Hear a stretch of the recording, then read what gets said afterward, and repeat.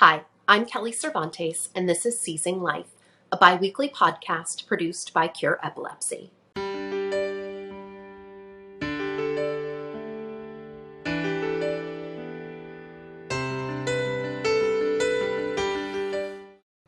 Today, I'm happy to welcome Mary and Tom Nugent to the podcast. Mary and Tom are the parents of 3 boys, Jack, Quinn, and Will, 2 of whom were diagnosed with epilepsy at a young age. Mary and Tom are here today to talk about the challenges of raising 2 children with epilepsy, the varying impact that epilepsy has had on their 2 sons, and how it has affected their entire family. Mary, Tom, thank you so much for joining us today. I want to start off by learning about your amazing family and your 3 incredible sons. Well, we have 3 boys, Kelly, Jack, Quinn, and Will. Jack is 26 years old, and he actually started his new job as a neurologist at the University of Chicago. That's amazing. It is. We're very proud. Yeah, very proud of him. So he finished medical school at St. Louis University School of Medicine back in May, and then just started at the University of Chicago. And then our son Quinn is about to turn 24 years old. And right now he's doing some work with the Western Special Needs Recreation District. He's a part-time camp counselor. He's not quite sure what he's going to end up getting into. We are encouraging him to maybe consider that as a career. He has a lot of empathy for special needs kids, and a lot of that has to do with our family and his youngest brother. So our youngest is Will, who's 18. Both Quinn and Will have epilepsy. Will is very much impacted by epilepsy. He is able to go to school, so it's been great. He's been right now transitioning from high school to kind of a transition program, but still able to engage with a lot of his schoolmates and teachers and counselors from the last few years. Well, you have, sounds like 3 incredible boys on your hands, or men, I should say, at this point. So I want to learn more. You mentioned that Quinn and Will both have epilepsy. How did epilepsy enter your lives? Well, it's funny because the word epilepsy kind of wasn't talked about when Will was diagnosed. So 2003, when he was about 4 months old, he started having some twitches and some jerks. They weren't very noticeable. You'd have to really be looking at him to see it. So as he was progressing, we kept seeing a little more and more of those jerks and turns and odd behavior. So about 4 months old, 5 months old, we mentioned that to his pediatrician, and the pediatrician just kind of said, I don't really see anything here. And as time went by, we kept seeing more and more, and I was his caregiver. So his brothers were at school, his dad was at work. I was the one seeing this. But again, if you weren't looking directly at him, you might miss it. And by the time he was about 9 months old, I had mentioned to the pediatrician again, I'm like, there is something wrong here. He's not quite reaching his milestones. He's not quite there. There's something up. And again, the pediatrician kind of said, he's kind of making his milestones. He's kind of there. But I said, I don't know. Within 3 weeks, Will started having multiple events that were more and more noticeable. I took him into the pediatrician, and on the same table that he sat 3 weeks before, the pediatrician looked at him and goes, oh my gosh, he's having seizures. So that's where it began. But he was also developmentally delayed a little bit. He was also very high tone. So there was other things. So we kind of called it a seizure disorder until we could find out what it was. Was infantile spasms ever mentioned to you, or hypsarrhythmia? Yeah, we did. There were all sorts. There was infantile spasms. They looked at Angelman syndrome. They looked at all these kind of different syndromes thinking, okay, does he fit those? And bits and pieces kind of fit, but it wasn't quite that. We kind of landed on Lennox-Gastaut syndrome. That is the closest we could get to an actual diagnosis for him. He has these multiple seizure types. He's developmentally delayed. He has some autistic features. So that's kind of where he landed, even though it's not the perfect diagnosis for him. Right. So that is Will, your youngest, but that is not your only child to be diagnosed with epilepsy. Your son Quinn was also diagnosed. What was that diagnostic journey like? Yeah, that was a little bit different because starting when it was 9 months, he had a febrile seizure. And this was, again, Mary was home with him. First time that it ever happened. So obviously seeing that, this is obviously before Will was born. So obviously that concerned us. That freaked us out quite a bit to see him going into like a grand mal seizure. We took him to the hospital. They checked him out. It was like, all right, he did have a fever that day. So we kind of chalked it up to, and his doctors kind of chalked it up to a febrile seizure. He had another one of those a few years later when he was just at 4 years old. We had him checked out and just, hey, nothing underlying, no issues with him. Just once again, it was probably a febrile seizure. Just keep an eye on him. It was nothing where we thought that this would continue. Until he was about 9 years old, we really had a very serious issue with him. He had just come back from a baseball practice, was just eating dinner. Where I was making dinner for him, and right before I called him over to eat, his older brother says, "Hey, something's wrong with Quinn." And he had just thrown up on the couch. I pulled him out of that room, put him in the bathroom, went to go clean up, checked on him, and he's in the bathroom having a full-on grand mal seizure. It was a very serious one. It lasted about 3 minutes. We brought him over. We're very close to Central DuPage Hospital. We brought him over there. About an hour later, as they were kind of doing some more tests, he had a very serious, about a 25-minute seizure. And it was just really difficult just being outside of his room at the hospital when he's having this seizure. I mean, it's like one of those things you see on like a TV where people are rushing in trying to stop this seizure. And it was just, I can't tell you how difficult it was, Kelly, just being out there as this is all happening. They really had to give him some really heavy-duty medication to kind of stop the seizure, knocked him out for a few days, stayed in the hospital. After that, it was apparent that, hey, something's up. This is not febrile seizures.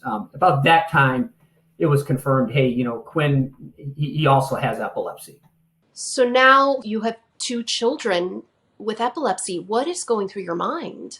Yeah, that was very, very difficult because at the time with Will, we were really struggling with him. I mean, we were trying the ketogenic diet with him. We were having, a little bit of trouble with him eating, keeping up with that, and his seizures were increasing. And it was just, I remember sitting up in my room just thinking, how can we deal with this? We're struggling with William. There's no way we're going to be able to handle this with 2 kids with epilepsy. So that kind of initial realization was extremely difficult. I don't know if you have. Oh yeah, it just it was just what the future was. What we did. Quinn was an unknown. At this point, we kind of knew what we were dealing with Will, even though that was changing monthly, weekly, daily sometimes, the way he was, his seizures were presenting. And so now we're faced with Quinn. What is this outcome going to be? And what is his life going to be? Because his life was different. He was engaged in school. He was engaged in sports. He was engaged with friends. So that was a hard reality, that his reality was changing. His day-to-day life was going to change. And we were going to, to have to deal with that and deal with the child that knew what epilepsy was because he watched his brother. You bring up this sort of incredible, intricate path I think you both walked, where with Will, you were mourning the idea of what his life was going to be and what it could have been had the seizures not taken that idealized future away from him. But with Quinn, he was living it. He was living that life. And so that fear, that grief, that worry of losing the life that he was already living just sort of, it hits that much harder. Hi, this is Brandon from Cure Epilepsy. Did you know that 1 in 26 Americans will develop epilepsy in their lifetime?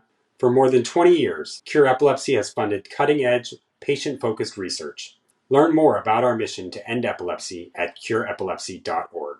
Now back to Seizing Life. How are both boys doing today? Were you able to find treatments that could bring them seizure control? Well, Will, he's been on multiple medications. I think we're count 17, 18 at this point, with different variations of dosages, combinations, timing. We did the ketogenic diet. When that failed, we did the Atkins diet, the modified Atkins. We tried the VNS. That was a complete failure for Will. And so back in 2011, we decided to do the corpus callosotomy, to have that split of his, The separation of the two two hemispheres of the brain. Correct. So those were done, and he did fabulous. So it was during Christmas break that we had it done, and he progressed very well, and we got out of the hospital in 2 weeks, and he was doing great. And he even went back to school in January, back to his class in January. And at that point, all these tiny seizures that he had had for so long, that were hundreds and hundreds daily, of these eye blinks and these tiny jerks, and they stopped. And Will looked at the world in a different view. He saw the world. It wasn't being turned off every second when he had those eye flutters or those jerks. And he went to school, and the teachers all said he just looked at their faces like it was the first time he could really see them.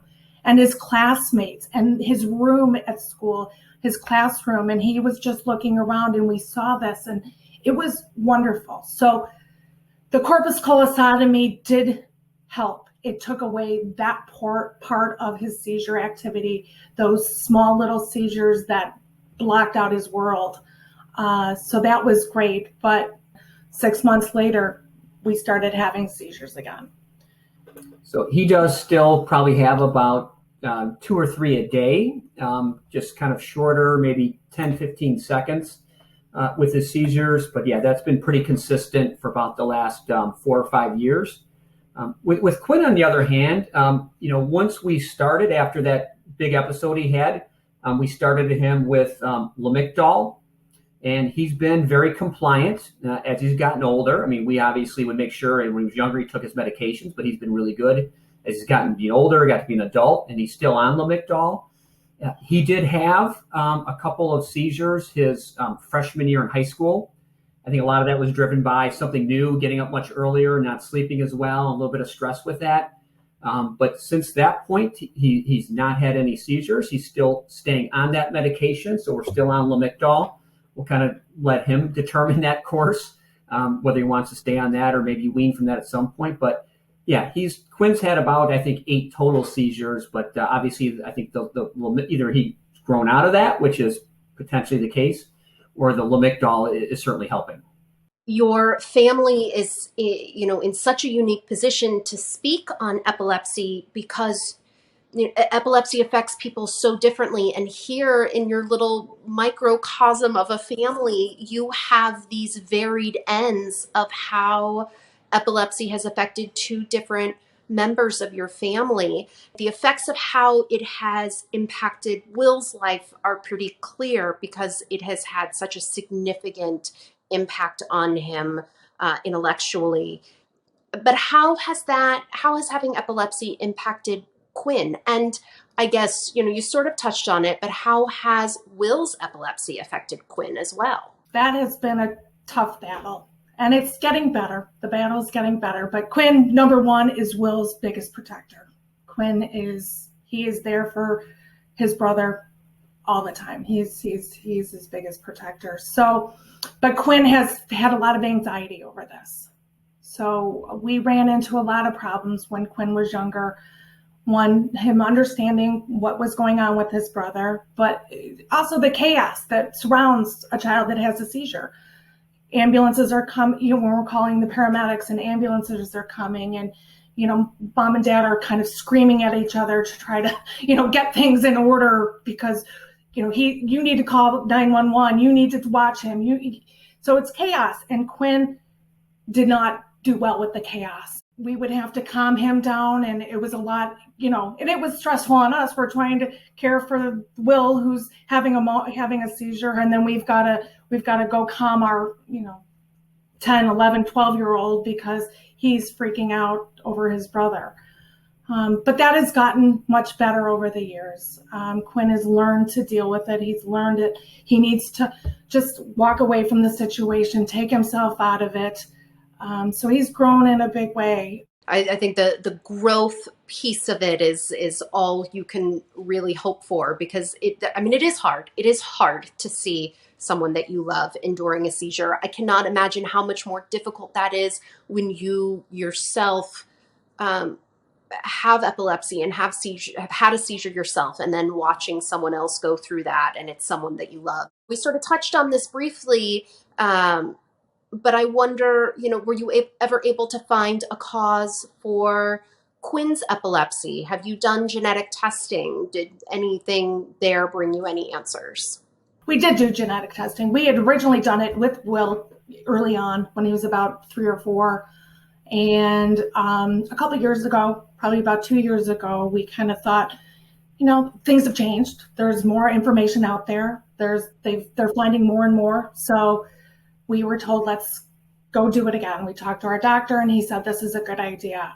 And because Quinn we'd never had Quinn tested previously, but since Quinn has been impacted by epilepsy and seizures, the doctor thought this would be the thing to do. So we needed to do that. So we did have testing, and there is a gene that they have gotten from me that does have epilepsy, autism, schizophrenia, some other things that they had both gotten from me. So both boys carry that gene.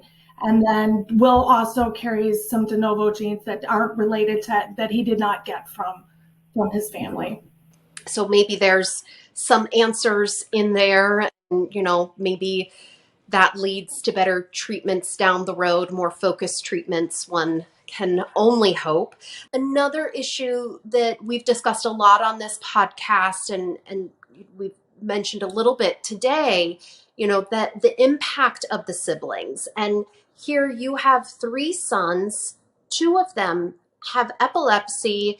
How did it affect your eldest son? Well, it had a significant impact on him. And I do say that, I think, in a positive way. What's really interesting with Jack is how he dealt with this. He was much more calmer when we dealt with some of these seizure issues with both of his brothers. And, just for example, when, Quinn had some of these major seizures and we'd have to call 911, we tell Jack, hey, do you wait at the door so you can kind of flag down the guys, people who are in the ambulance coming to help your brothers. And he was always very calm about that. He said, all right, Dad, I'll go ahead and do that. So I think he's much more calmer, but also very understanding. And I think he was very curious about these issues. I think it was his sophomore year in high school when he started expressing an interest in getting into the medical profession. He actually got a chance to go kind of spend a day as a neurologist. And that was with Will's neurologist, invited him down to kind of spend a day with him, just see what that is like. And Jack came back from that and just said, this is what I want to do. I mean, he just came back with such a focus. Like, I want to do this. All of a sudden, his grades really improved in high school. And he's done very well, obviously, in undergraduate level and then obviously in medical school. But definitely an impact on his choice of career in terms of what we've dealt with as a family with his 2 brothers. Absolutely. Well, it's we need all the neurologists that we can get, and the ones that have personal experience with it, all the better. So we are so excited to have Dr. Jack on the epilepsy team for sure. I wonder, how having 2 sons with epilepsy has affected you as parents, has affected your relationship, because, you absolutely grow immensely as a person, but there's a cost to that growth too. There is. as a family, I see it as a lot of our things are split. We don't spend as much time as a group of five. A lot of times it's a group of three. Tom's taking the other, especially growing up, taking the other boys and doing other stuff with them. So, and I would be back with Will or vice versa. So there was a lot of times where it wasn't this full-on family of five kind of doing stuff together. My husband and I called that the divide and conquer. Yes, Yep. yes. Exactly. But ours was because we couldn't take Will on some of these adventures that his older brothers could go on. So that was hard. And for us, it's been, it's stressful. It's, we try to work it hard not to go at each other and get angry and getting, I think we're angry about the situation. And sometimes that comes off as we're not getting along together and we're angry at each other. But we try to not do that. But it's stressful because there's a lot of sleepless nights. There's a lot of, sleeping in the other room or sleeping with Will and watching him and staying, comforting him or caring for him while the other person is, sleeping alone and doing that. So we have a lot of separation in that point. But I think as a team, we try to work really hard on, caring for our son and getting doing the best we can for him. But it's been it's hard. It's a lot to work on in a relationship when you're impacted by, hard situation. And yeah, and I'll add real quick. Yeah, as an individual, Kelly, it's. I remember there's a commercial out there. I can't remember what it was for, but it was, a parent with a young child, and the parent was feeling sick and just said, I can't have a bad day. And that's kind of like what it is with a child with epilepsy. It almost is like they're still a baby. You can't have a bad day because you're going to run into some of these issues. And when you kind of either let your guard down or you're not focused on it, something's going to come up and bite you. I mean, that's so what I've learned is we've got to I just got to be really organized, whether it be my work life or anything that I do outside of work or family. Just trying to be as organized as I can so I can spend as much time with the family, especially with Will, making sure that he's safe. Absolutely. And from the outside, for what it's worth, it appears that you guys make an incredible team. And I think that is incredible advice. When you are parenting a child with epilepsy, there is so little about the epilepsy that you can control. So, focusing on those pieces of your life that you can organize and that you can control so that you can manage the variables. Is there other nuggets of wisdom that you would care to share with other epilepsy parents who are on this journey also? Well, when they're first on the journey, I think it's listening to you. When does your doctor sees your kid every year?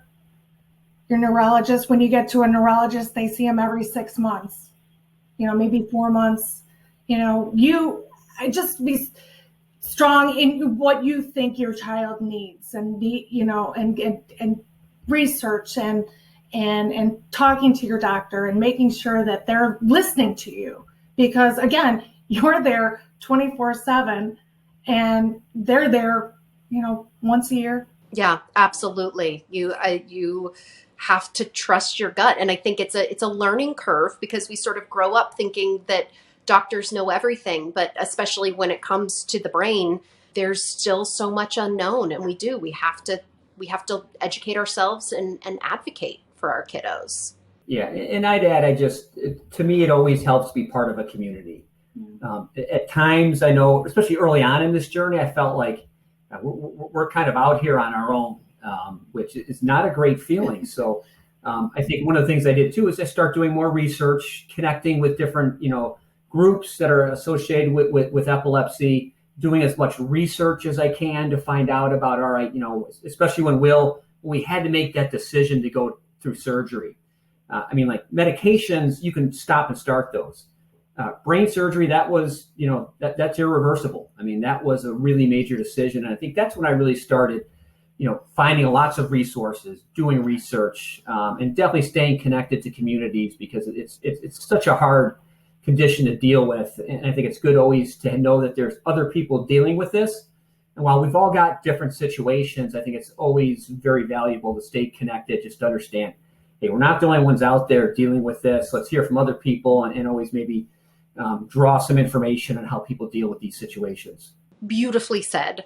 Thank you both so much for joining us today, for sharing your experiences and your journeys. I truly believe that our listeners are going to take so much from this conversation today. So I really do appreciate your time. Mary, Tom, thank you. Thank you. Thanks, Kelly. Thank you, Mary and Tom, for sharing your epilepsy journey with us.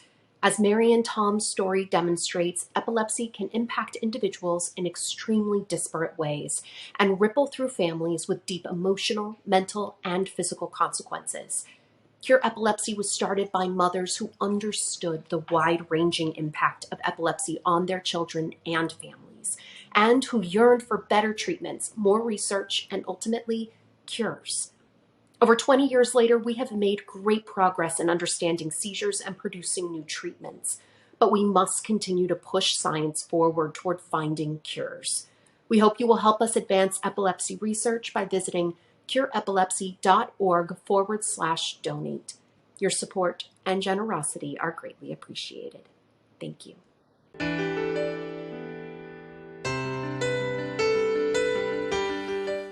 The opinions expressed in this podcast do not necessarily reflect the views of Cure Epilepsy. The information contained herein is provided for general information only and does not offer medical advice or recommendations. Individuals should not rely on this information as a substitute for consultations with qualified healthcare professionals who are familiar with individual medical conditions and needs. Cure Epilepsy strongly recommends that care and treatment decisions related to epilepsy and any other medical conditions be made in consultation with the patient's physician or other qualified healthcare professionals who are familiar with the individual's specific health situation.